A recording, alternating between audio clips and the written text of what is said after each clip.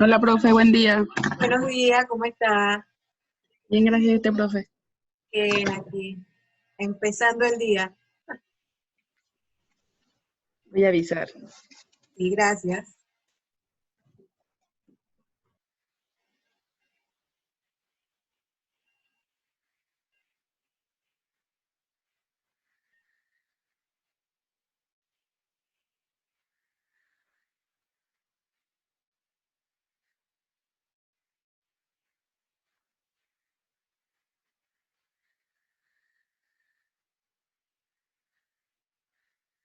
Buenos Hola, días. Carla.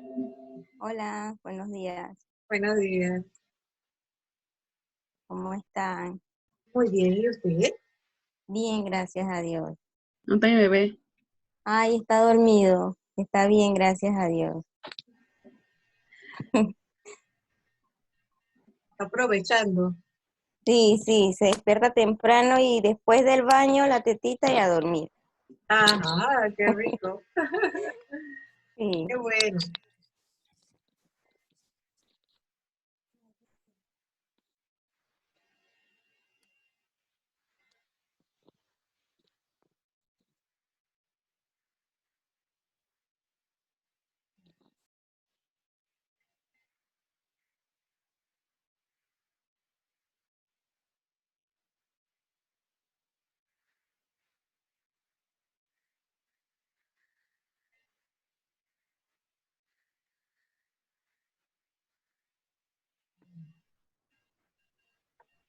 Seguimos esperando un poquito a los otros. Buenos días, Buenos días. ¿cómo están? Muy bien, ¿y usted? Bien, gracias a Dios. Hola, Buenos días, Karen. chicos. Buen día, profe.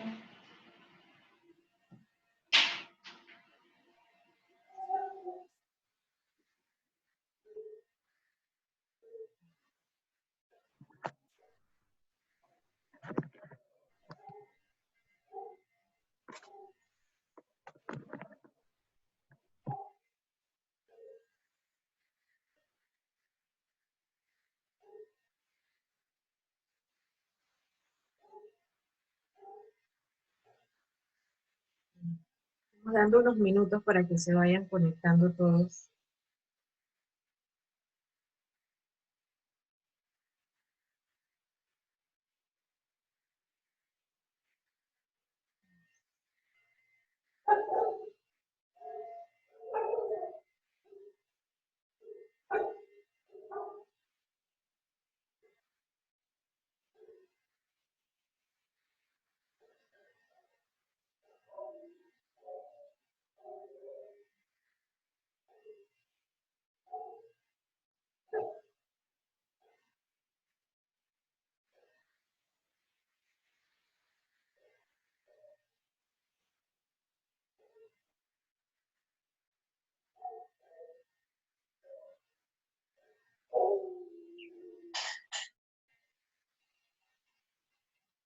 Hola, Manuel. Hola, buenos días. Buenos días.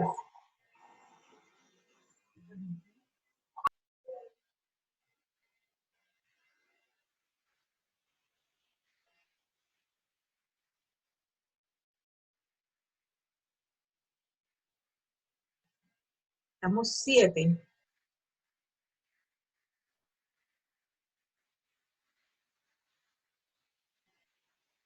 Sí, profesora, faltan algunos aún.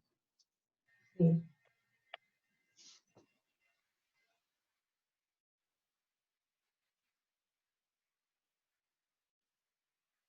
Podemos dar unos minutos para comenzar. Son apenas las 10:05. Creo que podemos esperar un poquito.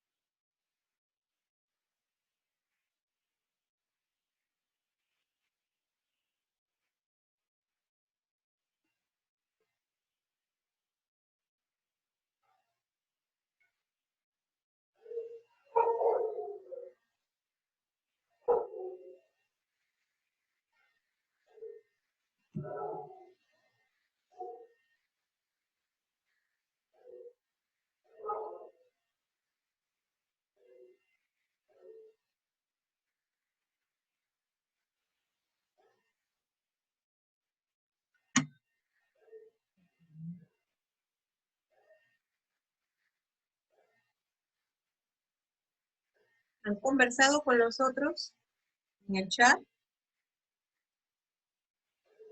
¿Tienen algún inconveniente hoy?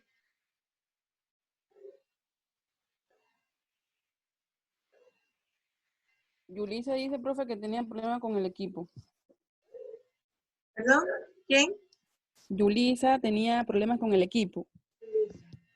Los demás no han dicho más nada. Bueno, ustedes me dicen si comenzamos, porque son ustedes los que están conectados. De todos modos, como siempre grabamos, pueden tener la conferencia, ¿no?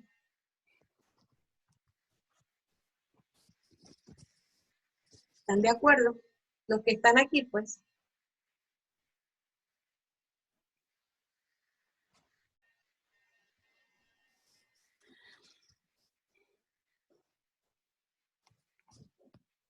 Sí, profe. ¿Están de acuerdo que comencemos? Profe, Sí, profe, yo creo que mejor comencemos y de repente ellos tienen la posibilidad de cuando se conecten, luego poder ver lo que conversamos antes. Sí, claro. Es bueno. A ver, buenos días. Entonces, vamos a mí me interesaba más que nada hoy que fuera más conversado.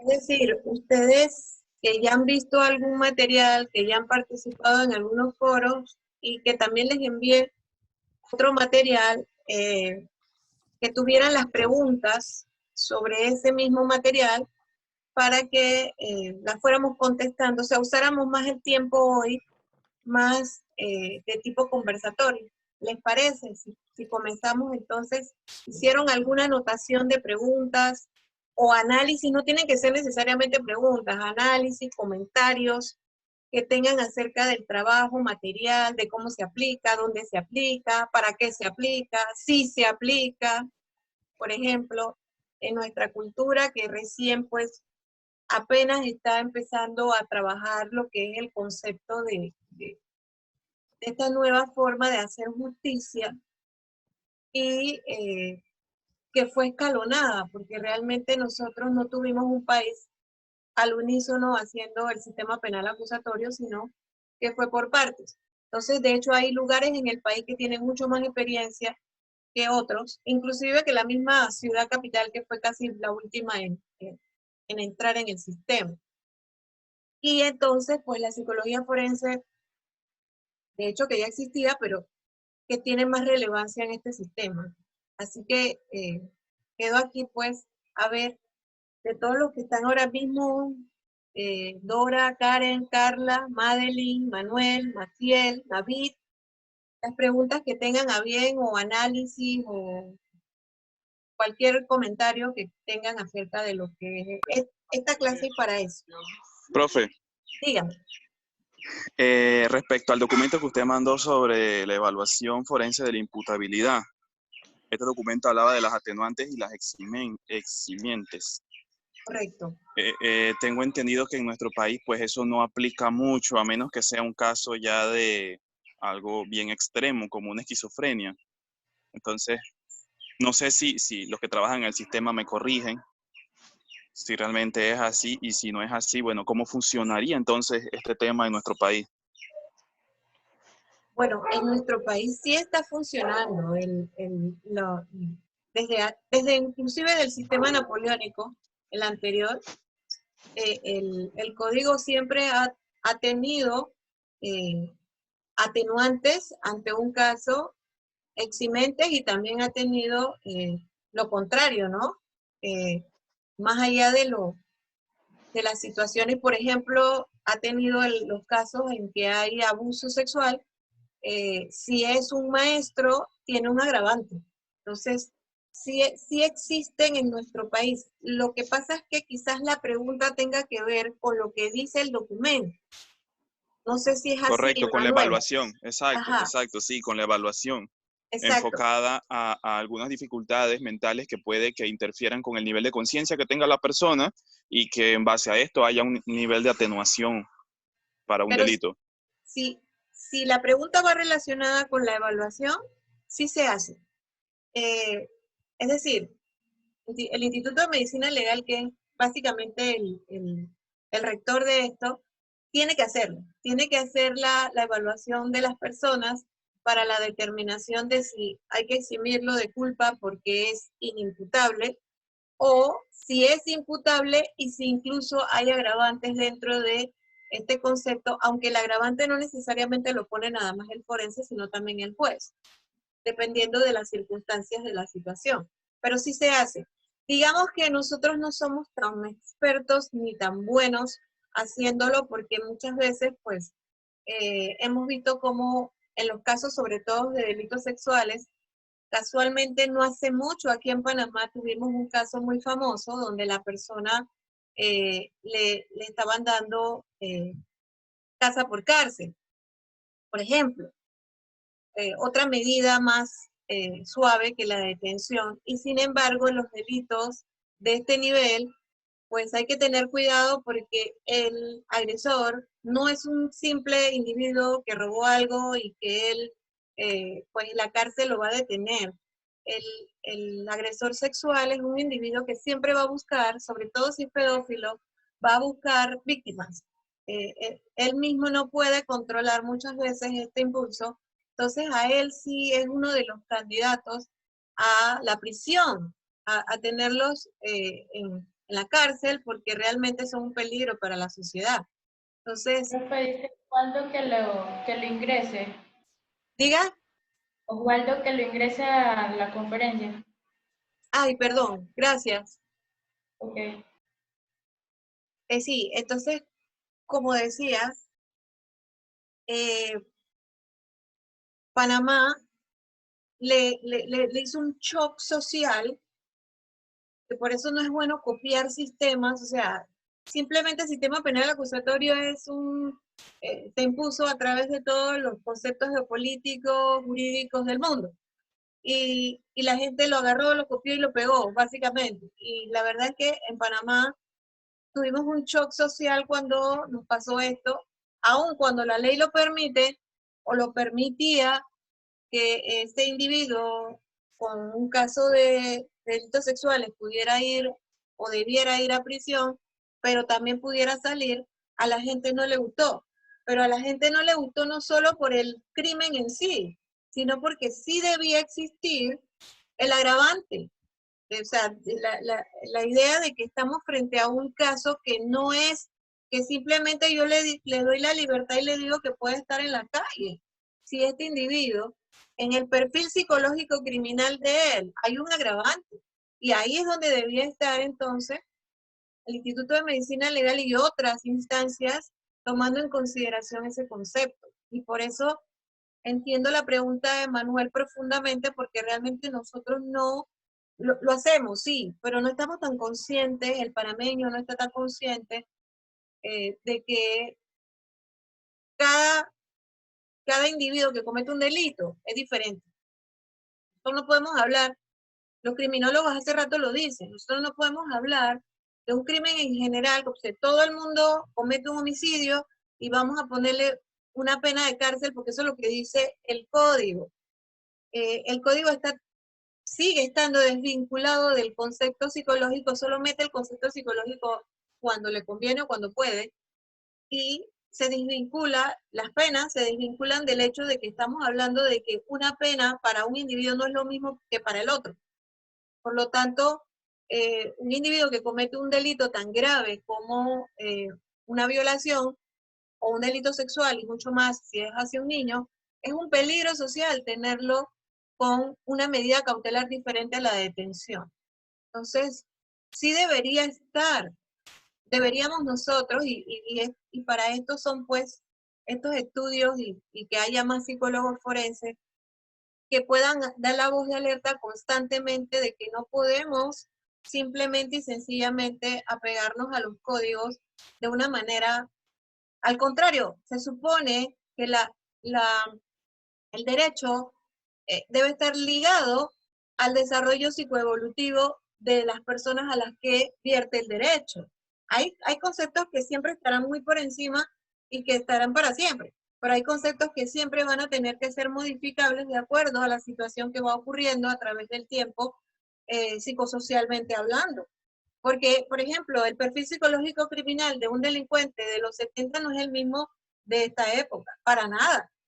Ni en Panamá ni en el mundo. Entonces, por lo tanto, los códigos también tienen que ir evolucionando de acuerdo a esas situaciones. Y uno de los puntos más importantes debía ser el tener una evaluación psicológica profunda, un perfil psicológico profundo para determinar realmente culpabilidad, no culpabilidad, imputabilidad o no, o atenuantes o agravantes. Conceptualmente hablando de la persona, dirigirnos al individuo, al que comete el delito y sin olvidarnos, obviamente que aquí viene el dilema de siempre, de la víctima. Porque es que el concepto de derecho todavía se queda, aun cuando entramos en nuevas evoluciones jurídicas, se sigue quedando en el delincuente y excluye la mayor parte de las veces a la víctima y lo que ha sufrido la víctima en relación a ese crimen. Ponen el crimen y dicen esta es la pena, pero no toman en cuenta nada más el agravante en el caso tal de, por ejemplo, el delito sexual que dijimos que un maestro lo haga, pero no toman en cuenta el agravante de qué tanto daño le causó a la víctima, que allí también tiene que ver con el hecho de que la víctima puede estar muy, muy destruida, muy dañada, y también tenemos nosotros que hacer la evaluación de esa víctima. Y unir ambas cosas para poder tomar decisiones jurídicas. Que ahorita, y creo que es por la vía donde Manuel lo ve, creo que es la preocupación máxima que tenemos. Nosotros estamos muy, muy altamente preocupados precisamente porque el agresor tenga su pena. Sí, pero también tiene que estar en función de la víctima. Conectaba el celular acá, me lo bloqueaba, no me dejaba que el celular. Tranquila. Tranquila, como grabamos y usted después puede revisar lo que estábamos hablando. Pero sí, no sé, Manuel. Buenos si días, estamos... profesora. Buenos días, ¿cómo estás? Muy bien, gracias, profe. Bien, Manuel, no sé si estamos claros ahí con eso o necesitas ahondar más en esa parte o alguien tiene más comentarios con respecto a ese tema. No, sí, profe, básicamente es eso. Realmente pues se desconoce bastante que nosotros hacemos eso. Exacto, y debemos aprender más en esta, o sea, por eso es que el ser humano siempre debe ser psicoevolutivo, o sea, si esos fueron los errores del pasado, entonces ahora tenemos de todas maneras que influir. Nosotros creíamos que no influíamos, los psicólogos creían que simplemente era un instrumento social de la justicia. Y bueno, pues le voy a informar al juez y ya. No, nosotros también, la psicología forense también puede ser, por ejemplo, puede trabajar con testimonio, puede ser, inclusive puede hacer perfiles de los actores dentro de la justicia. Por lo tanto, también nosotros podemos influir en que el código nuestro, con todo y que sí se le han hecho algunas modificaciones, también tome en cuenta el concepto de perfil psicológico criminal y de victimología, mucho más allá de lo que lo hace ahora. Si nosotros tenemos esos dos conceptos claros, que la victimología es importante para tomar en cuenta penas, para poder tomar en cuenta aspectos psicológicos relacionados con el crimen, y el perfil del delincuente, son dos conceptos nuevos y buenos que el juez puede tener para tomar decisiones jurídicas, no solo con lo que le dice un código que vale una pena con relación a un caso, porque no es lo mismo, nunca será lo mismo. Por mucho que un homicidio se pueda parecer a otro, el tema de que mató y por eso le tengo que poner X pena, no debe ser algo tan simple. Debe estar relacionado muchísimo más con a quién se le cometió el delito, los aspectos que le competen a esa persona en su daño emocional y el perfil del que cometió el delito para saber si él es inimputable o imputable, si él tiene la capacidad de quizás mediante algunos procesos reeducativos, resocializadores o el nombre que le quieran poner, esa persona podrá mejorar dentro de un sistema penal o necesitará otras cosas o sencillamente es una persona sumamente peligrosa que no debe estar dentro de la sociedad por mucho tiempo o quizás por siempre, ¿no?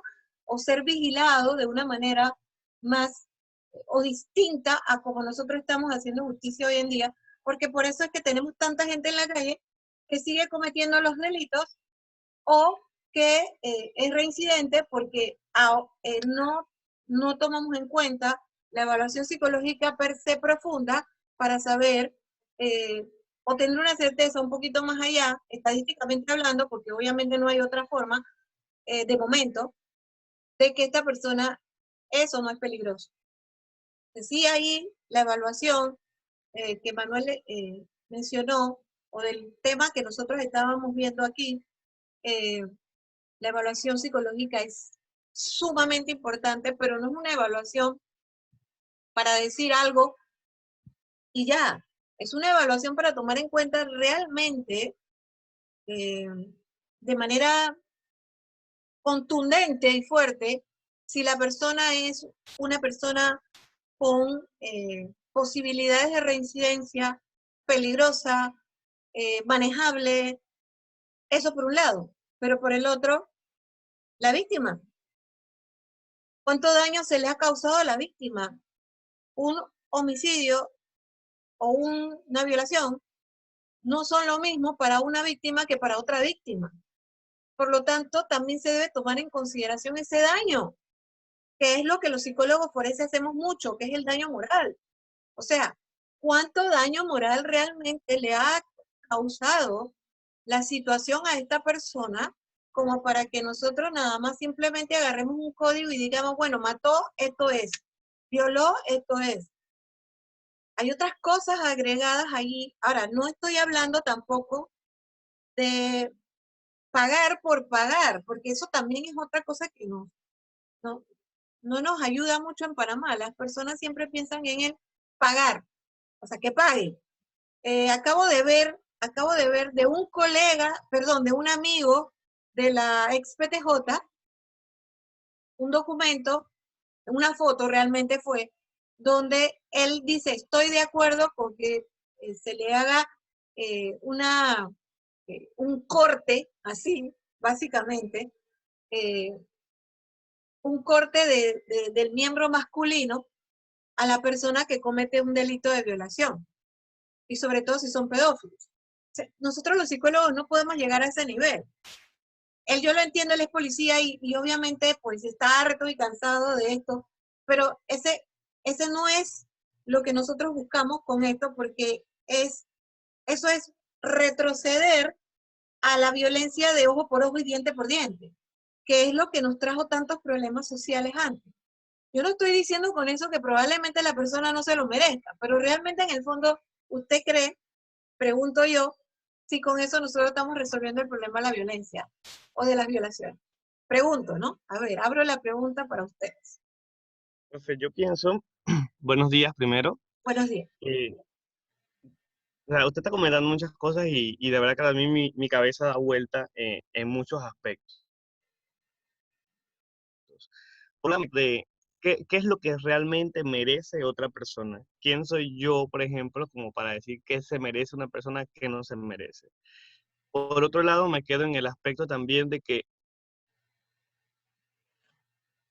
la sociedad de nosotros, quizás como panameños, mantiene como ese chip de que todos los delitos, de que por todos los delitos hay que ir a la cárcel.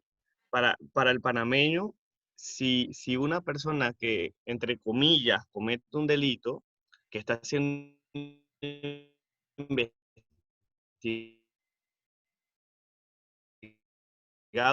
Ajá. Repite la pregunta, que hubo un desfase allí de la... señalan y usted hablaba sobre el tema del daño moral. Perdón. Sí, hubo Hola, ¿me un escuchan? pequeñito desfase allí y no te escuché bien la pregunta. Ah, ya. Uh-huh. Ok.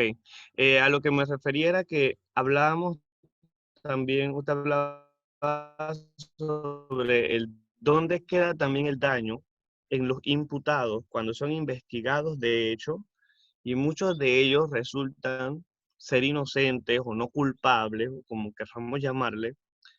También hay una cierta afectación en este tipo de población, porque muchas veces solamente vemos la parte de imputados, y no sé, quizás hablo mucho en esta parte de imputados, porque quizás pertenezco a la defensa y tengo el chip del imputado, de cómo es este aspecto dentro de una investigación. Pero también en ellos existen muchos daños que no son ni siquiera reconocidos ni por la sociedad, ni mucho menos por el Estado. Porque muchas personas pierden sus trabajos, pierden sus familias y un sinnúmero de consecuencias que tienen a raíz de investigación. ¿Y quién paga por eso? ¿Realmente quién paga por eso? Ah, también pienso que, que muchas veces las personas por desconocimiento a la ley a- señalan al sistema penal acusatorio como un sistema que entre comillas no sirve. Porque para muchas personas aún el sistema penal acusatorio no llena las expectativas que, digamos, el pueblo panameño quisiera. De no resuelven los delitos, que igual se siguen cometiendo delitos, que igual las personas están cometiendo acciones y las represalias. Vemos de hecho que hasta en nuestro sistema de gobierno, las autoridades, las personas de mayor peso, de mayor adquisición económica, al cometer delitos, no son sancionados con la misma medida que una persona que vive en Santiago, vamos a inventar. Y entonces ahí es donde quedamos en el punto de realmente qué tan justa es la justicia para todos por igual. Realmente a veces es muy selectiva. Y a mí me surge la pregunta de, ciertamente nosotros pues, aquí estamos comentando sobre el tema, sobre la justicia y demás, que ciertamente no cambiaremos las cosas allá afuera, pero al menos en nuestra mente, en nuestra conciencia, en nuestra preparación profesional funcionan. Pero, ¿dónde radica la prevención de delitos? Porque si establecemos comparación con otros países en Europa, donde de hecho las cárceles hasta las están considerando cerrar porque no hay personas dentro, no sé si Holanda entra dentro de este país y algunos otros, donde de alguna manera la sociedad ya tiene como otra mentalidad ante su convivencia, hay menos delitos, cosa que en Panamá, pues hablemos de aquí, del patio, no existe. ¿Dónde radica esa prevención en la que se puede trabajar, no solo desde el aspecto de nosotros como psicólogos forenses, sino también desde otras disciplinas, desde otras ramas? Usted habló, de hecho, en las clases anteriores sobre la importancia que tienen las relaciones de pareja, los padres, la influencia de los hijos, la educación, los valores. Y son cosas que todo el mundo sabe, que todo el mundo vive, que todo el mundo lo experimenta a diario. Pero, ¿a dónde vamos a este punto de cómo van haciendo los delitos día tras día?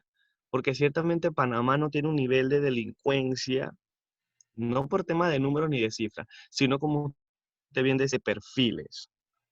El perfil de un violador panameño quizás no es el mismo de un perfil violador de un estadounidense, por ejemplo, de un homicida, de un psicópata, que mencionaba usted también en el anterior sobre el tema de los psicópatas. Y yo no descarto que en Panamá no exista, que tiene nuestro país a lo mejor no logra detectar a este tipo de personas. Porque miremos, por ejemplo, lo que pasó hace un tiempo atrás en la comarca, con estas personas que las mataban, que había la secta esta. ¿Desde cuándo viene dándose esto? Es la interrogante. ¿Desde cuándo se venía dando? ¿Hasta qué momento se rompe el silencio y se descubre todo esto y se empieza a dar todo este escenario de darnos cuenta de todo lo que estaba pasando allá? Pasó quizás mucho tiempo, quizás muchos meses, y pienso que muchas cosas siguen pasando hoy día y que no se saben, que si se saben no se dicen. Entonces, ¿hacia dónde vamos como sociedad nosotros mirando hacia esto de los delitos, de la justicia, de qué tan justa sea? Y no sé, quiero dejar como ese interrogante en la palestra para que opinemos quizás también sobre eso. Ya. Gracias, Osvaldo, ¿verdad? Sí, exacto. Sí. Mira, tú has tocado muchos puntos y hasta me atrevo a decirte que precisamente la psicología forense, que es muy nueva en Panamá, ha sido uno de esos aditamentos que hemos tratado de hacer en esa mejora de la justicia. Es decir, hace muchos años, cuando usted a lo mejor ni siquiera estaba para venir a este mundo, había no había psicólogos forenses, ni una justicia que se pudiera decir perfectible. Sin embargo, hoy en día ya está. Quiere decir que de alguna manera sí hemos estado evolucionando a lograr esos objetivos. Obviamente, no estamos a la par de Holanda, que ya lo logró. Obviamente estamos hablando de países europeos que tienen más de 400 años de existencia, incluso más, mucho más. Países que pudiéramos llamarle que son adultos, si usamos el término de nosotros en psicología del desarrollo, nosotros los panameños somos unos bebés, unos niños, chiquititos, infantes. Y estos países ya son adultos, incluso se dice que China es ya un viejo, son unos viejos ya. Entonces estas personas han pasado ya por muchos procesos, porque si usted se va a un Holanda de más o menos principios del siglo XX, había todas estas situaciones que nosotros tenemos en Panamá. Y quizás hasta más graves, y les costó mucho cambiar. Pero ¿cómo fue que cambiaron? Que es lo que quizás a nosotros, y es la clave de la psicoevolución a la que yo hablo siempre. ¿Por qué tengo que esperar que mi país tenga 200 años para entonces involucrar todos los aspectos buenos que le servirían al país? Si ya eso existe en Holanda, ya es cierto que la gente tiene un nivel de madurez alto, eso no quiere decir que yo no lo pueda acelerar en mi país. Y tú tocaste el punto de cuál era ese, que es la educación. Tú preguntaste sobre prevención. Y la prevención solamente se puede dar con educación. Es la única fórmula. Bueno, ahorita yo no sé de otra, la verdad. O sea, yo solamente sé que si los niños están en una escuela, ojo, imagínense cuánto tiempo nosotros estamos en la escuela. Estamos más de 5 horas, 5 días a la semana, más de 9 meses, 12 años, básicamente, más lo que haya de universidad. Es decir, el común denominador de la mayoría de nosotros que usted está en un sistema educativo por años y años y años y años. Quiere decir que ese es el único o el mejor lugar del mundo para formarte. Pero educativamente hablando, entendieron que era darte geografía, historia y matemáticas. No manejo de conflictos, manejo de la vida, enfrentarte a problemas, saber diferenciar, inclusive hasta desde allí poder observar las conductas criminales, las que son intrínsecas, no las que el niño aprendió, sino las que vienen con él, como la psicopatía que tú mencionabas. Entonces, la educación es el medio, y eso fue lo que hizo Holanda, Finlandia, Noruega, todos los países del este de Europa, que tienen ahora menos criminalidad, centros carcelarios que ya no los necesitan, o centros carcelarios bien adaptados para la mejora de esos individuos que están allá adentro, muy bien adaptados. Es decir, cuando salen, estas personas salen realmente rehabilitadas. ¿Qué hicieron ellos? Y ese punto ciertamente, profesora, perdone, Ajá. también es muy importante. Las cárceles en Panamá, ¿qué hacen realmente con estas personas que están dentro de ellas? ¿Cómo Exacto. realmente las capacitan? ¿Cómo realmente trabajan con ellas? Sí, aquí son mínimos, aquí se piensa en que el individuo necesita un oficio, un trabajo. Entonces, lo ponen a hacer cosas que de repente, bueno, son básicas, de repente talleres o cosas así, pero no realmente las capacidades del individuo que en una escuela tú sí puedes desarrollar. Entonces, lo que hicieron esos países fue apostar por la educación. Pongo a Finlandia de ejemplo. Finlandia es un país pequeño, parecido al nuestro, con muy pocas industrias o muy poco Producto Interno Bruto, pero que ahora tiene una de las mejores educaciones del mundo. Y compite con países como Alemania y otros países en la educación. Y le gana muchas veces porque realmente lo que hicieron fue que apostaron por la mejora del individuo. Se pusieron a trabajar a los individuos, a las capacidades de cada uno de nosotros. Es decir, no dijeron, bueno, ahora todos van a aprender matemáticas y les vamos a enseñar matemáticas mediante un sistema. Me llama mucho la atención ahorita que ahora que está ese joven del grupo ese de Ayudinga, que tiene una página web para ayudar a tutorías empezó con matemáticas y ahora ya tiene de otros, que Ayudinga explica matemáticas de una manera que muchos niños entienden y ya no lo sienten aburrido ni torturante como era la escuela tradicional. Es decir, que se entendió que había que enseñar de acuerdo a la capacidad del individuo y también de acuerdo a las emociones. Si me emociona, si lo disfruto, aprendo. Entonces, obviamente, estos países apostaron por eso. Entonces, por eso es que yo digo que no necesito que Panamá tenga 400 años para que aprenda, porque puedo usar esos modelos educativos, empezar a usarlos. Por ejemplo, Panamá lo empezó a hacer en el gobierno de Martinelli, aquí sin propaganda política, solo por decir, con Lucy Molinar, que era la que estaba en el Ministerio de Educación, las escuelas modelo. Las escuelas modelos no tienen nada que ver con política, ni quién las hizo. Debieron continuarse. De hecho, nada más quedó una que está en Chorrera, que se llama la Guillermo Endara Galimani. Es una escuela modelo en la cual sí se ha incorporado que te preocupes por las capacidades del individuo y le ayudes a aprender primero. Una persona tiene que primero aprender a aprender. ¿Por qué? Porque si no sabe aprender nada de lo que yo le diga, lo va a asimilar. Por ejemplo, ustedes me dirán, si se acuerdan, para qué es el trinomio cuadrado perfecto. Muchos de nosotros solamente lo sabe como información, pero no sabe cómo aplicarlo ni para qué nos torturaron con eso. Mientras que hoy en día, en la escuela esta que les digo, el trinomio cuadrado perfecto es bien aprendido porque las personas saben para qué sirve, dónde aplicarlo, y no me torturan nada más por la nota de si lo sé hacer, sino que lo aprendí a hacer. Entonces, obviamente, aprender a aprender es lo más importante.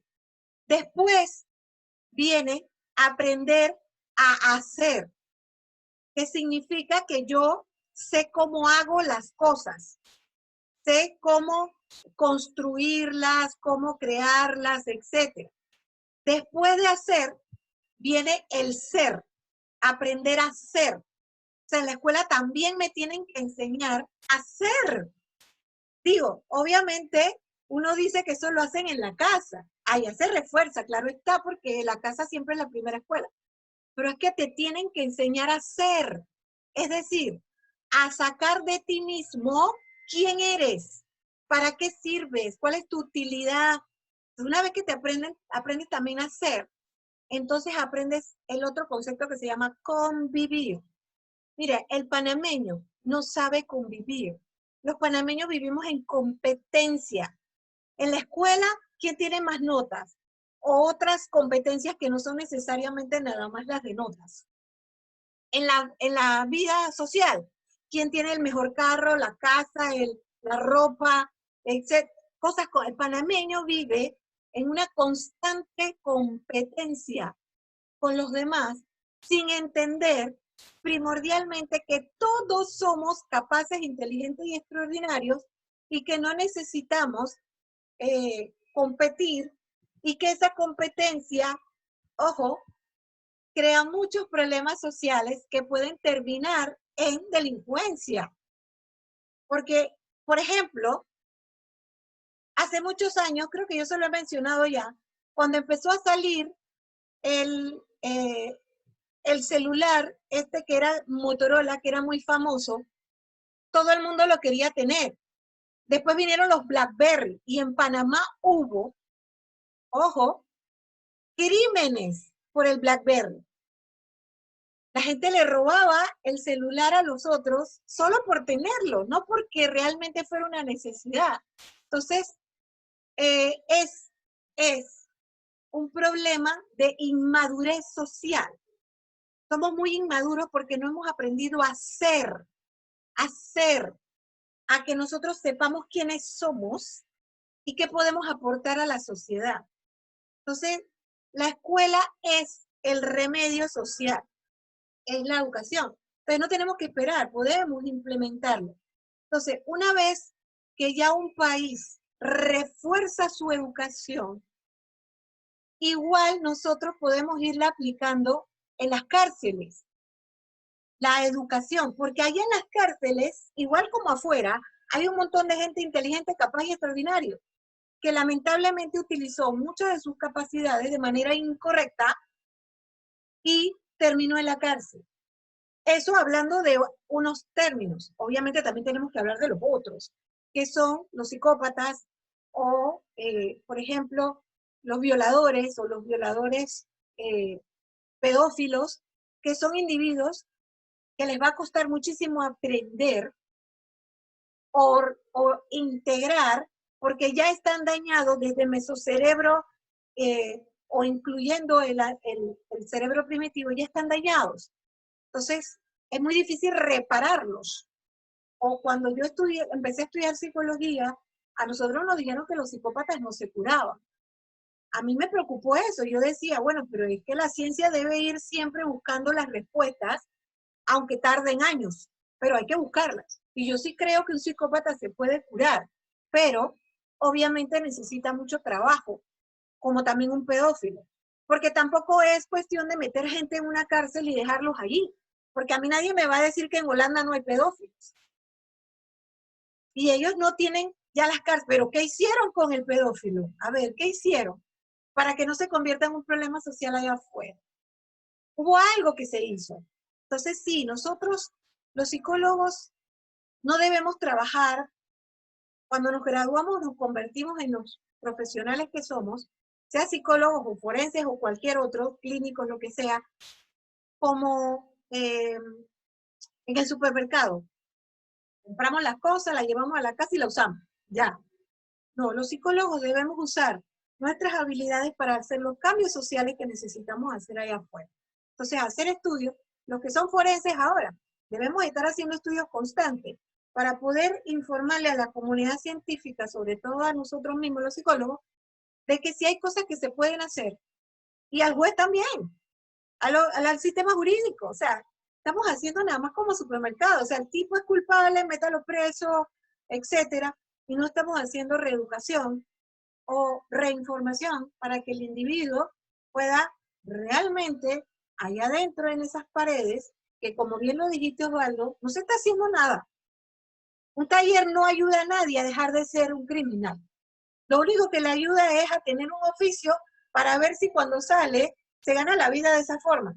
Pero ese individuo, que yo he visto mucho en las bandas, ese individuo con el tiempo se da cuenta que él gana más dinero siempre con el delito que con el oficio. Entonces no aprendió. Dígame. También lo que pasa es las falencias en el sistema.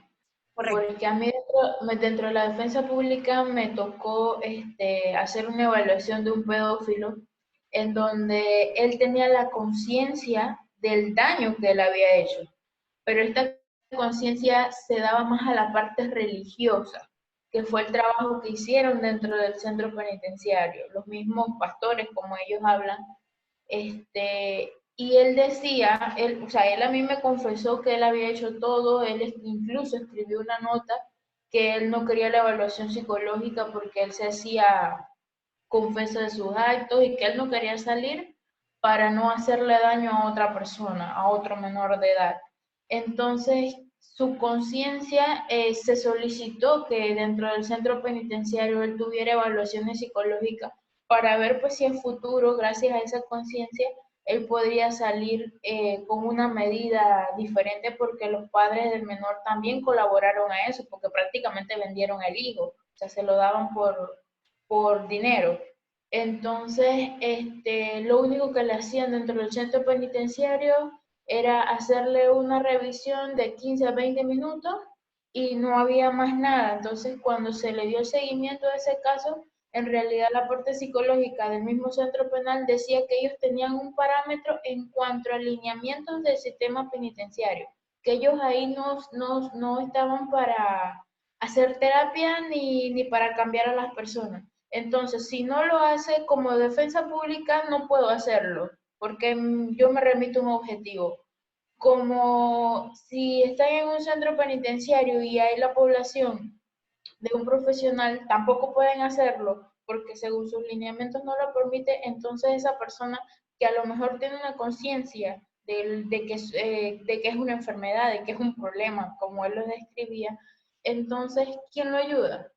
¿Cómo puede separar eso él? Porque es una lucha interna que tiene entre un deseo físico a un cambio mental. Entonces no sabría cómo el sistema podría ayudar a ese tipo de personas que en realidad quieren un cambio o que en realidad saben que lo que están haciendo está malo.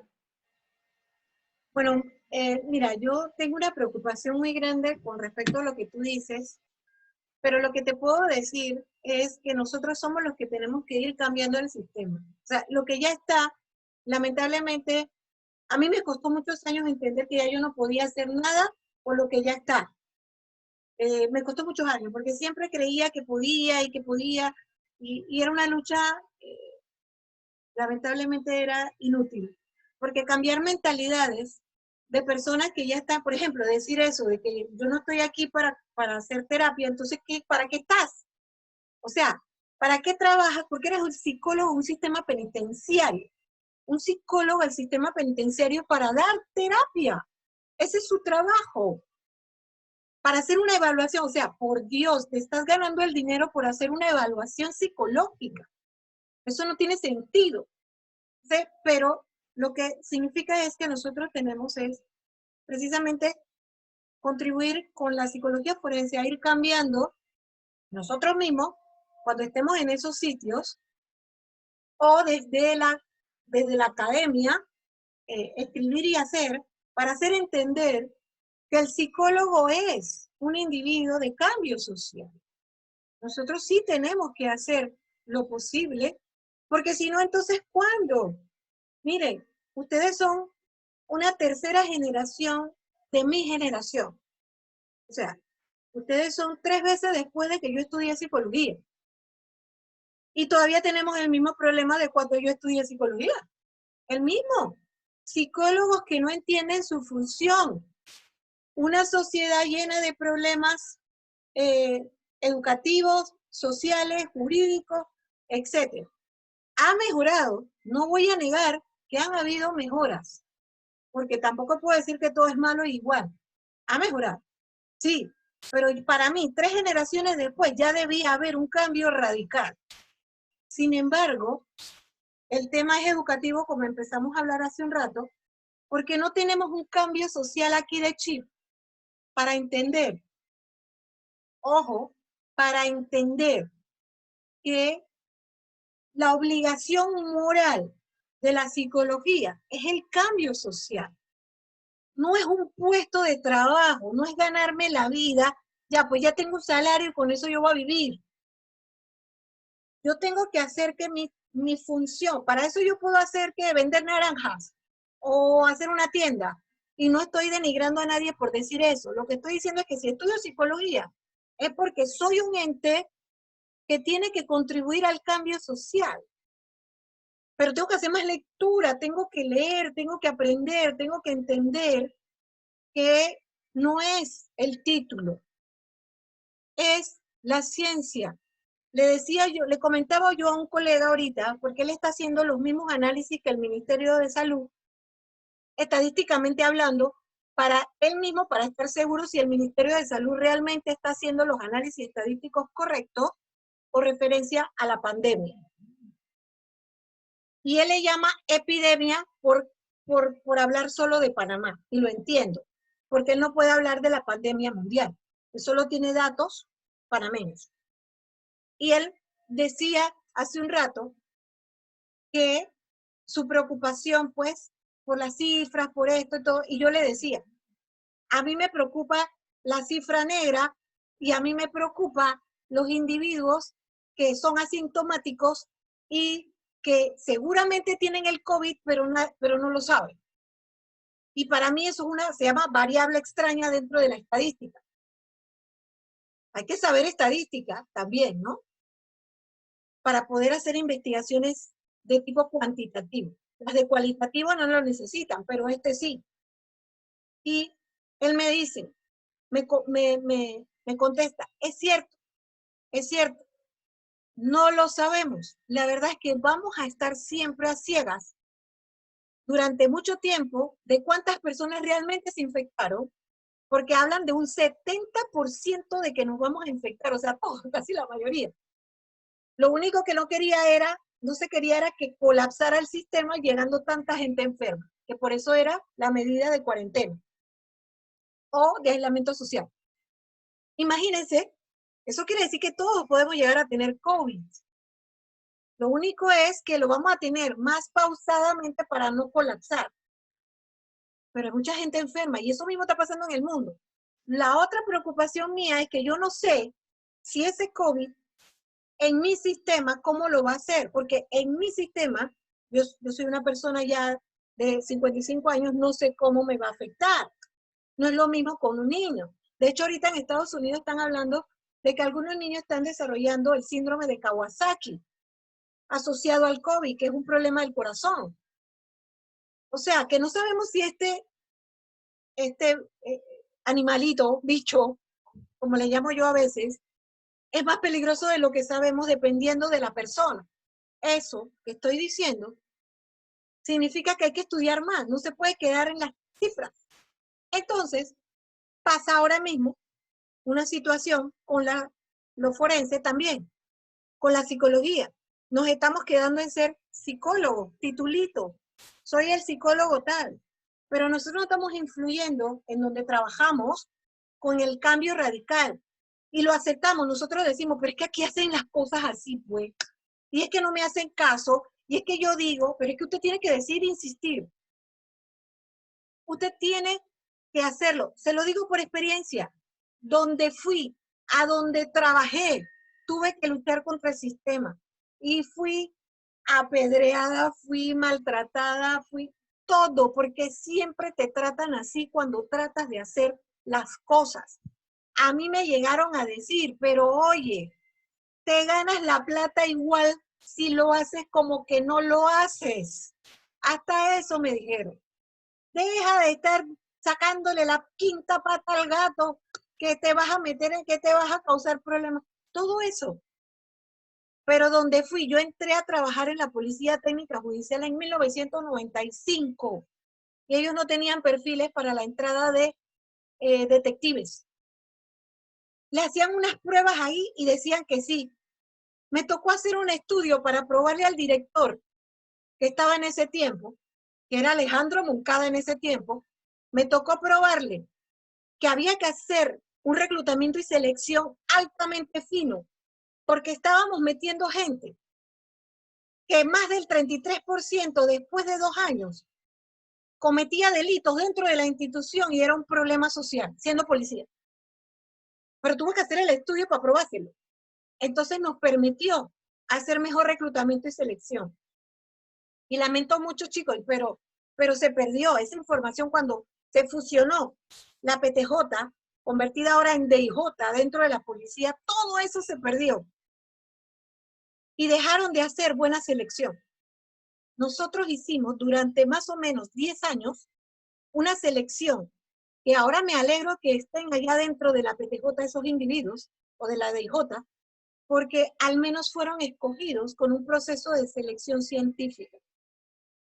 Pero donde usted va, tiene que hacer eso. Lo mismo me ha tocado hacer en las universidades. Digo, yo no estoy diciendo que yo soy Superman ni nada por el estilo, yo solo le estoy dando un ejemplo. Este colega mío, Jesús López, lo está haciendo con psicología social.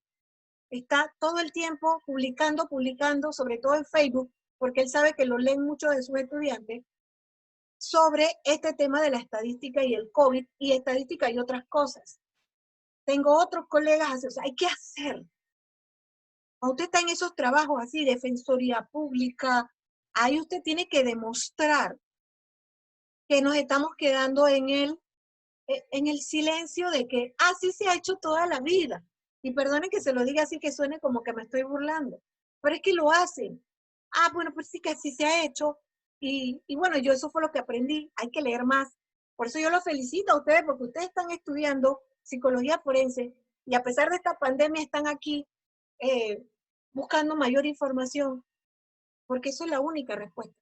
Es la educación, no hay más. Y no sé, de los que tienen algún comentario en relación a lo que estamos hablando o preguntas adicionales, que para eso queríamos Profe. estar. Ajá, díganme. Sí, yo tengo una pregunta referente también al tema de la imputabilidad. Pues siempre hablamos de querer probar si realmente una persona está en una conciencia para ser responsable de un hecho, ¿no? Para saber si es imputable. Dentro del documento hablaba del trastorno mental transitorio y pues yo busqué material adicional a eso y me quedó entonces ese signo de interrogación. Perdóname, no te escuché bien, ¿me dijiste? El trastorno mental transitorio Ajá. estaba dentro del documento. Yo igual pues busqué para saber un poquito más y me quedó el signo de interrogación de que a nivel de psicología forense, o sea, a nivel de Panamá, ¿cómo podemos probar este trastorno? Ya que muchas de las evaluaciones realizadas al supuesto victimario se realizan 2 o 3 meses después de ocurrido el supuesto hecho. Entonces, ¿bajo qué parámetros se hace referencia o se puede diagnosticar si hay o no un trastorno mental transitorio? Bueno, la verdad te voy a ser honesta y te voy a decir algo que contundente. Tal trastorno no existe. Así de simple, no existe. Y desde los años 70 se viene tratando de, como metérselo en la cabeza a los abogados, que son los primeros que quieren usarlo, obviamente, para el beneficio suyo, cuando sí, cuando no, y a los psicólogos en particular. O sea, vamos a desmenuzarlo. Todos los que estamos aquí somos psicólogos y sabemos de trastornos mentales. O tenemos una idea de ellos. Vamos a desmenuzarlo. ¿Qué significa transitorio? A ver.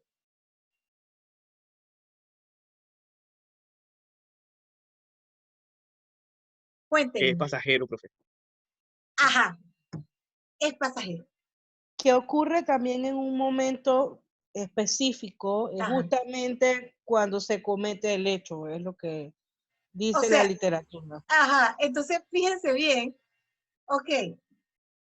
¿Algo más? ¿Tienen alguna otra idea? Vamos a ir anotando. Que es pasajero, ¿verdad? ¿Qué ocurre? Que es esporádico, espontáneo, Sí, profe. no hay necesidad de que se vuelva a repetir. Esporádico, espontáneo, pasajero, que ocurre en el momento del crimen. Correcto. O del delito. Profe, mi punto vale igual que el de Manuel. Ajá. Exacto. Ok, ¿alguien más? ¿Algo más? ¿Tienen algo más? Piensen. ¿Cuáles son esos? ¿Qué delitos ocurren con el famoso trastorno transitorio de la personalidad? Porque así le llaman, ¿verdad? Profe, a veces lo quieren ligar más a los casos de homicidio. Homicidio, correcto. Homicidio, también lo que ellos hablan de femicidio, pero en cuanto a celos, En cuanto, a los celos. sí, o sea, los pasionales. Exacto, porque se liga más en estos casos porque se actúa de manera a veces impulsiva, no hay conciencia, Se llama obnubilación de la conciencia. exacto. Ujú. Más o menos se determina en ese punto. En las evaluaciones que se nos ha querido implementar y que como objetivo se nos pone a determinar el TMT, como lo mencionan los abogados, muchas veces, o sea, se les dice que se debe de cambiar ese objetivo porque no se puede determinar, como lo dijo Navi, que ha pasado demasiado tiempo. En algunos casos se puede ver algún tipo de secuelas del trastorno, pero no tanto el trastorno en sí sobre eso, porque después Perdóname, de un... Ajá. perdóname, Karen, pero es que o sea, perdóname ahí porque es que el tema de secuela me preocupó inmediatamente. Porque si yo te estoy diciendo que tal trastorno posiblemente o casi seguramente no existe, menos va a haber una secuela. Entonces, No, pero lo que dígame. quiero decir, bueno, la palabra secuela no sería ahí tan como no encaja, sino que la persona relata que en el momento del hecho se encontraba de cierta forma, no tenía, o sea, perdió la conciencia, más que todo serían características que podrían ligar a ese trastorno, pero en sí no se complementa como un trastorno, sino son como características que son muy semejantes al momento del hecho. Sí, y si buscas, sea el CIE-10, que es la clasificación internacional de las enfermedades, que es el que más se usa en Panamá, y el DSM, que ahora ya tiene la versión quinta, norteamericana, el Manual Diagnóstico de las Enfermedades o Trastornos Mentales de Estados Unidos, no lo vas a encontrar. A pesar de que el quinto ya tiene más trastornos de los que, porque ahora todo el mundo está enfermo según los gringos. Bueno, allá ellos, ¿no? Definitivamente. No lo vas a encontrar. Vas a encontrar algunas cosas parecidas. Porque nadie dice que la persona no tenga una obnubilación de la conciencia. Claro que es posible. Todos hemos pasado por un momento de rabia y de enojo, de lo cual nos arrepentimos después de haber proferido varias palabras fuera de tono o incluso golpes o incluso cualquier otra agresión mucho mayor. Y nos sentimos mal por haberlo hecho. Y es ahí donde está la clave. El trastorno mental transitorio implicaría que la persona tenga algún nivel de conciencia de que lo que hizo está mal y por eso se arrepiente. Generalmente las personas dicen arrepentirse, pero no necesariamente está relacionado porque yo estaba trastornado, sino porque sé lo que me viene encima de un sistema penal porque cometí un delito. Entonces, la evaluación psicológica ahí es mucho más profunda. Y por eso es que tenemos el problema que tenemos, porque nosotros hacemos una evaluación, un test psicológico, y como tú bien lo dices, mucho tiempo después de que ha ocurrido el hecho, ya no tenemos casi nada que exponer para decir que la persona es X o Y algo. Lo único que tenemos es una evaluación psicológica. Pues ahí tenemos que entrar, que es la parte más, la mejor parte de la psicología forense, es entrar en el lenguaje no verbal. En ese nos tenemos que volver. De hecho, ya los humanos somos buenos con el lenguaje no verbal, pero nos tenemos que volver expertos. Expertos. Cuando me refiero a expertos, que tenemos que entrenarnos. No sé cuántos de ustedes llegaron a ver una serie que se llamaba Lie to Me, o Miénteme, en español. ¿La llegaron a ver? Sí, profe, yo la veía. Okay. Los Yo primeros, también, profesora. la primera temporada, porque después hicieron más, es la única que es válida. Las otras fueron para llenar, bueno, para hacer publicidad, ¿no? Pero la primera temporada, los primeros capítulos, esos son los que te dicen realmente el concepto de las microexpresiones, pero no solo las microexpresiones, sino todo el contexto de la persona. Entonces, vamos a volvernos expertos en eso. Y cuando nosotros tenemos a un individuo, entre comillas, que le quieren, lo quieren liberar o lo quieren ayudar con decir que fue un trastorno mental transitorio, entonces trabajemos el lenguaje no verbal, porque allí nosotros podemos ver, incluso, uno, podemos ver la intencionalidad, podemos ver la satisfacción o el arrepentimiento real de la persona. Y podemos entonces, junto con nuestra prueba, porque no estoy hablando de algo que se queda nada más en observación, porque siempre nos van a decir que es nuestra percepción y que eso no es análisis objetivo, lo hacemos junto con nuestra prueba y la entrevista psicológica, porque ahí nadie nos va a decir cómo nosotros tenemos que hacer nuestra entrevista psicológica, porque ese es nuestro instrumento de trabajo.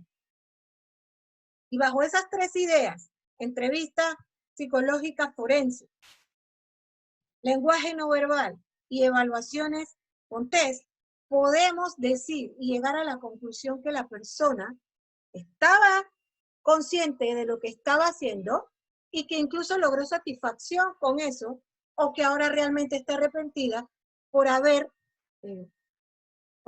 habérsele obnubilado la conciencia en un momento determinado, pero sin entrar en el trastorno mental transitorio para nada, porque realmente es una excusa barata. Y además, con toda honestidad, yo creía que ya, con el tiempo que llevamos, que ya los abogados no recurrían a semejante desfase jurídico, legal y del perfil psicológico criminal, que ya, estoy hablando de los 70, eso era de los 70, y debía haber sido ya erradicado, porque no existe tal cosa. O sea, o Profe, estás, dígame. una consulta. Cuando leíamos el artículo de eso, de evaluación psicológica en la inimputabilidad, hablaba sobre lo que era simulación. Entonces, lo que le entiendo es que pudiese verse vinculada a lo que es la simulación con un TMT, pues como le llaman los defensores, porque realmente era lo que le preguntaba en la clase pasada. Se decía que hay personas que alteran su estado y cuando se va a hacer la evaluación, como Karen explicaba antes, tiempo después se pierde mucha información porque el tiempo transcurrido del hecho a la evaluación, pues se pierde información como en toda situación. Pero entonces lo que usted explica, a lo que yo comprendo es que realmente como trastorno no existe. Como trastorno no existe para decir que la persona tuvo en ese momento una anulación y pues tuvo un trastorno. No le existe, eso es lo que le entiendo. Sí, porque Pero lo que entonces, quieren, perdóname que te interrumpa ahí, porque ajá, lo que quieren usar es que tiene el trastorno para que sea inimputable. ajá, entonces Nosotros no podemos dar ese lujo. ahí lo que le preguntaría sería, entonces eso sería más bien o va vinculado a lo que es la simulación o disimulación de algún síntoma durante el hecho, pues porque hay gente que es consciente del hecho, o sea, que ellos están Sí. conscientes de la situación y luego dicen, no, es que fue en un momento de euforia o de ira, cualquier término que puedan utilizar. Tú has dado la clave y deberías escribir sobre eso o hacer una tesis sobre eso, porque es la simulación. Es decir, lo que reemplaza al trastorno mental transitorio que querían imponer en la época esa que les digo y que parece que todavía persiste, es no entender bien qué es simulación en los hechos punibles. Entonces, tú podrías decir, tu tesis podría decir, del trastorno mental transitorio a la simulación. Y ponerte a estudiar, por ejemplo, en los 70, cómo se hacía, porque hay bastante documentación, y cómo debemos hacerlo ahora para demostrar que muy probablemente la mayoría de los casos de trastorno mental transitorio eran simulación. Profe, O, y una dígame. consulta con respecto a ese mismo tema. Hace un par de años, la verdad no recuerdo de cantidad de años porque muy poco veía noticias, pero cuando pasó el caso de la doctora que supuestamente tenía un TMT y que había matado creo que a la mamá, que Ajá, fue un sí, apartamento en Jessica Panamá. Mendoza. Ajá. En ese caso se le tipificó, se le diagnosticó un TMT. Pero como usted dice, si hace mucho tiempo atrás ya eso no se daba, entonces, o sea, como que usted como especialista, ¿qué opinión daría con respecto a eso? Porque sí se conoció que, sí, porque la persona tiene un TMT y esa era una cuestión discutible en mi oficina porque los defensores dicen que Maela en eso existe. Yo, eso no existe, porque hacen como 3, 4 meses o un poquito más quizás, una defensora me llega y dice que Madeleine, es que yo quiero saber si él tiene un TMT. Y yo dije, pero es que no existe un TMT. Entonces me dice, ¿cómo no va a existir si hay autores que lo utilizan? Y entonces ahí me comencé a investigar, comencé a preguntar, y ahí fue donde vino entonces el tema de la simulación. Pero entonces siempre me quedó esa duda con respecto a ese caso de la doctora. Bueno, mira, tú puedes empezar por ahí. Tu trabajo puede empezar por ahí porque el mejor caso de simulación de este país se llama Jessica Mendoza. Jessica Mendoza incluso, cuando estaba en la cárcel y fue el Día de la Madre, ella participó de una obra de teatro. Tranquilamente, como si nada, era el Día de la Madre, y ella mató a su madre. Así que ella es la reina, ¿saben? En Panamá, la reina de la simulación. Lo mejor que pudo haber fue eso. Es más, fíjense qué interesante es esto, que yo todavía no tenía el título de forense cuando ocurre este caso, y yo veo la noticia, recuerdo bien que era Canal 13, veo la noticia de ella abrazando al novio, compungida totalmente, porque ella acababa de decir que se había metido un individuo a la casa y para robarles y que había matado a la mamá. Entonces a mí se me quedó para siempre, se me quedó el cuadro ese de la cara de ella abrazando al novio con la cara compungida. Y después el estudio criminológico que hace mi colega Luis Rodríguez, que es después de Malgrat, que fue realmente el creador de la psicología forense en Panamá, junto con el doctor Calet, psiquiatra. Después de Malgrat, que imagínense, fue el creador de la psicología en Panamá, está Luis Rodríguez. Luis Rodríguez le toca entrevistar a Jessica. Y esto fue fascinante. Yo creo que, no sé si muchos de ustedes lo saben o conocen a Luis Rodríguez. Él está en el sistema todavía, porque le encanta. Yo creo que la vida de él nada más es haber estado toda la vida metido en el sistema penal. Luis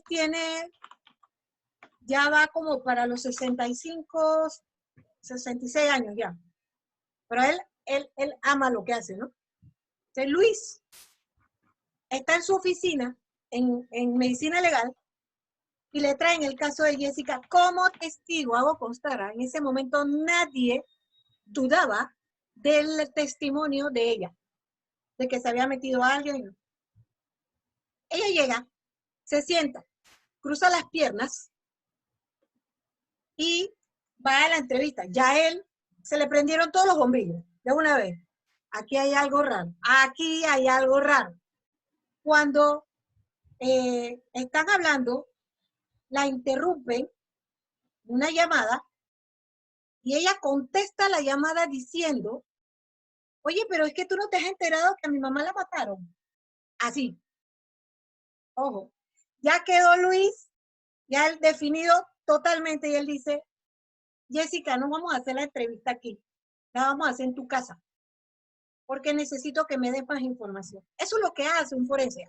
Por eso que le digo, eso de oficina no sirve. En la calle, allá afuera. Vamos a tu casa. Y cuando entraron a la casa, él le dice, ahora cuéntame la historia. Y ella comienza, y lo primero que hace es entrar a la cocina, pero se sale.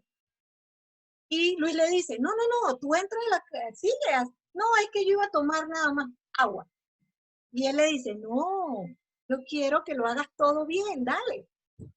En la cocina, Luis Rodríguez encuentra en un tinaco de basura que ya se habían llevado, con todas las evidencias, ya se lo habían llevado, pegado abajo O sea que algunos tinacos quedan con líquido, cosas así, pegado bajo un tiquete de caja, que él le pide a uno de los criminalísticas que lo saque, y es del rey, comprado la noche anterior, donde se compró un punzón, entre otras cosas. Buscaron, y el punzón que había en la casa, obviamente no dio aluminón, no dio nada, porque ese era el de la casa. Entonces él ya sabe que fue ella. Entonces le dice, sígueme contando. Cuando él la mira directamente a los ojos, Jessica se sienta, se cae y se sienta. O sea, me agarraste. Me agarraste. Y entonces le comienza a contar la historia. Él encuentra en el cuarto de ella, porque ella dormía arriba, en el techo. No es que era una casa de esas donde hay doble, o que se puede tener un techito arriba. Ella lo hizo era porque su mamá, como tenía, la mamá sufría de trastorno bipolar, la mamá muchas veces la molestaba. A veces llegaba de que con agua bendita y le tiraba y no la dejaba dormir. Entonces ella se hizo como una cama arriba pegada al techo. En esa cama, que nadie entró, Luis Rodríguez sí entró. Y cuando él está sacando, que había peluche y todo, se cae abajo una bolsa, y en la bolsa están los guantes, está todo. Luis Rodríguez es el que se da cuenta que Jessica Mendoza es la criminal. ¿Me explico? A mí me fascina, yo no lo cuento igual que él, ustedes tienen que dar una clase con él, tienen que conectarse con él, porque él sí te dice, entré, salí, volví. Él también, ese hombre se conoce todos los casos en Panamá. Él estudió a los de allá, los Lucer Pardo de allá de Los Santos, los tiene todos identificados, todos, los casos famosísimos de Panamá. Y él le dice a la policía entonces, Jessica, y comienza todo el proceso. Lastimosamente, para la fecha del juicio, a él no lo llaman a declarar. Estas son parte de nuestra justicia también, ¿no? A él no lo llaman a declarar. Al perito no lo llaman a declarar. Profe, Ajá. perdón que le Sí. interrumpa, ahí tiene que tener un punto también muy importante. ¿Quiénes eran los defensores de Jessica Mendoza? Claro, claro. Guillermina McDonald y Carlos Claro. Carrillo. Claro. Y tengo entendido, por lo que pasa es que el caso de Jessica es un caso muy sonado en Panamá hasta hoy día, por lo menos Fascinante. para nosotros, para muchos psicólogos. Ajá. Entonces, cuando uno se ilustra sobre los pocos recortes o pocas noticias que hay hoy día en la era digital, tengo entendido que ella era de una familia bastante pudiente. Entonces, Tenían recursos. porque tenía recursos, porque imagínense, contactar a dos de los mejores abogados que tenemos en Panamá para que Mejores la entre representen. comillas. Entre comillas, porque usted sabe, hay muchas cosas ahí que, Sí. pero por lo menos entre comillas, dos de los mejores. Entonces, también hay que tener en consideración eso. Ahora, no conocía la parte que usted está mencionando de que al psicólogo que encuentra todo, al perito y todo, no lo llaman a declarar. Exacto. Entonces también tenemos que Interesante, tomar ¿no? en consideración eso. Es más, Porque él se va lo la pregunta mandan de que, vacaciones, imagínate, hasta la, se va de la, vacaciones. Qué la raro, pregunta ¿no? que, Es que ella tiene una buena defensa, profe. la pregunta que todos nos hacemos es, ¿cómo entonces ella está libre y sigue ejerciendo? Entonces aquí es donde empiezan a resaltar. Ah, bueno, pero a ahí salir. sí, la pregunta ahí sí es válida, Franklin, muy importante, porque ella se va al juicio por, ay, se me escapa la palabra, por jurado de conciencia. Y entonces, cuando están en el juicio, la mamá de la abuela de Jessica le dice, o le permiten hablar, y ella dice, ya yo perdí a mi hija, no me hagan perder también a mi nieta. Hay un manejo ahí emocionante y toda la cosa, y bueno, queda ella libre, pero queda libre de la manera como todo el mundo soñadamente quiere quedar libre, porque la declaran inocente. Usted se puede imaginar en una sociedad en la que tú mataste tu mamá, tú fuiste de 15 punzonazos y que tú salgas inocente. Eso es, por eso que este caso es el caso madre para nosotros los forenses sobre simulación. Porque imagínate hasta qué nivel, inocente, claro. Ellos están felices, los abogados, porque ganaron un caso, pero le dejaron a la sociedad un problema y a ellos no les importa. Ellos ganaron su plata, a ellos no les importa el problema social, que significa que un individuo que mató salvajemente a su madre, porque hay fotos de cómo están las huellas de las manos de la señora tratando de escaparse del ataque, y que ella salga inocente y con la carita de yo no fui, porque siempre ha tenido carita de yo no fui. Y con los antecedentes que tenía, porque ya se habían demostrado 2 eventos en los que Jessica perdió el control con una mujer que es mujer policía, se subió hasta el techo de su carro, brava, haciéndole show a la mujer policía. Y en la facultad de medicina, ella intentó suicidarse y nunca lo quisieron decir los colegas. Así que no se tomó, pero nada, se tomó en cuenta todo el perfil psicológico criminal. Luis no es de escribir, lamentablemente, pero él participó de una tesis, que creo que yo se las mencioné, de la tesis de la autopsia psicológica, porque él es el primer psicólogo en Panamá que practica la autopsia psicológica, con uno de mis estudiantes también de aquí de la Latina, pero de la sede de Panamá, que hicimos una tesis sobre la autopsia psicológica, que también cualquier otro puede volver a hacer, mejorarla, leerla y mejorarla, o hacer otra diferente, pero también puede hacer una con la autopsia, porque la autopsia psicológica cabe muy bien en el caso de Jessica, para demostrar su culpabilidad, pero lamentablemente, o sea, para demostrarla ahora, pues no importa que ya haya salido inocente, porque a nadie le van a someter a otro juicio, pero ella es culpable en todos los sentidos, y nos simuló toda la distancia, y tuvo la suerte, no solamente la parte que Franklin menciona de tener buenos abogados, sí, pero tuvo la suerte también de que esa carita también se la creyera el jurado de conciencia, de que creyera realmente que estaba compungida, porque allá en la cárcel lo hizo también.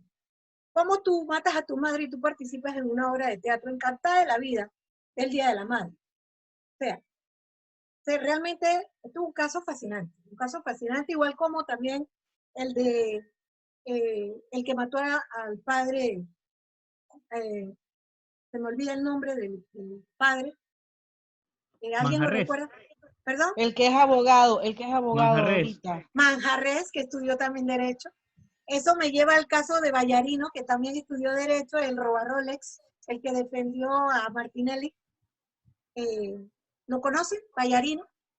Alfredo Vallarino era el cabecilla de la banda de los roba Rolex en Panamá. O sea, es increíble. Estas son las cosas que pasan en Panamá, ¿no? Entonces, y cómo habla, ¿no? ¿Cómo usted lo ve hablando en la televisión de justicia y de todo? O sea, una cosa impresionante, como alguien que hizo básicamente, más allá del dinero que tenía, porque él tenía dinero, fortuna, a través de ese delito tan grave que fue el de robar Rolex, donde muere una persona, y por eso es que él termina preso, por ser el autor intelectual. Estudia Derecho en la cárcel y se convierte en un abogado. Increíble, igual Manjarres. Ahora, el caso de Manjarres es un poco más, para nosotros los psicólogos, es un poco más de enfermedad mental. Está más relacionado con la enfermedad mental que con simulación. Pero el de Vallarino sí es simulación, como igual es el de Jessica Mendoza. Y hay otros muchos más interesantes que aquí podríamos, ustedes saben, ¿no? Ponernos horas y horas a trabajar eso. Profe, Bueno, yo escuchando esto, saco una conclusión, no sé si usted la comparte. Definitivamente, si vemos el caso este de Jessica y el del abogado Ballarino, definitivamente el nivel de coeficiente intelectual de ellos tiene que estar sobrepasado para poder hacer toda esta estructura a nivel de simulación. Bueno, sí son inteligentes con el IQ o el CI inteligente, pero no tienen nada de inteligencia emocional, así que no creas que tampoco es... No, son- hablo de la parte del coeficiente intelectual, Sí, porque pero también hay otras... definitivamente No, pero armarlo ellos no así, armaron, no, Jessica no armó, Jessica actuó. Cuando mató a la mamá, yo sí pudiera decir que en ese momento estaba mal, muy mal emocionalmente y todo, pero sí tienes razón que hubo cierto nivel de armar, porque ella sí llamó a una prima, la mamá de Jessica llamó a una prima diciendo que Jessica le había dicho que de esa noche no pasaba. Así que sí había un planeamiento. Pero yo quiero que separes un poco, porque hay muchos psicópatas que no son tan inteligentes. Por ejemplo, nosotros tuvimos a Silvano Ward, que no necesariamente el cociente intelectual es alto, pero son capaces. Es decir, no relacionemos IQ con capacidad para simular. Se puede simular y se puede programar sin tener necesariamente un IQ alto. Podemos tener un IQ promedio y hacerlo. ¿Me explico? Ahora, puede ser que muy alto te permita hacer otra serie de cosas, pero también fallas. Y por eso le digo, como no habían buenos psicólogos forenses para ese entonces, el pobrecito de Luis era el único que estaba, y él entonces tampoco era forense, sino abogado y psicólogo, y él no podía hacer las dos a la vez. Entonces, él no pudo demostrar todo el tema, pero hubiéramos podido dejar la presa por simulación. Ahora, son muchas cosas las que tenemos aquí, y bueno, no sé si ustedes quieren hacer quizás otro Zoom a la tarde, porque ya tenemos 1 hora y media de estar aquí en esta. ¿Les parece si hacemos una, no sé, a las 3? A las 3, 3:30, ¿les parece? Por mi Pues, parte no hay ningún problema. sí, porque el sábado era para clases. Pero no sé Igual si yo, los No otros... sé profe, no los tengo demás problema. compañeros, profesora. no, Sí, por mí no hay de mi parte problema. tampoco, no hay problema. De mi parte Bueno, entonces tampoco, a las profesora. 3 nos reunimos otra vez y hacemos complementamos lo que estamos hablando ahorita, más las preguntas que ustedes todavía tienen abiertas. ¿Listo, Listo, chicos? profe.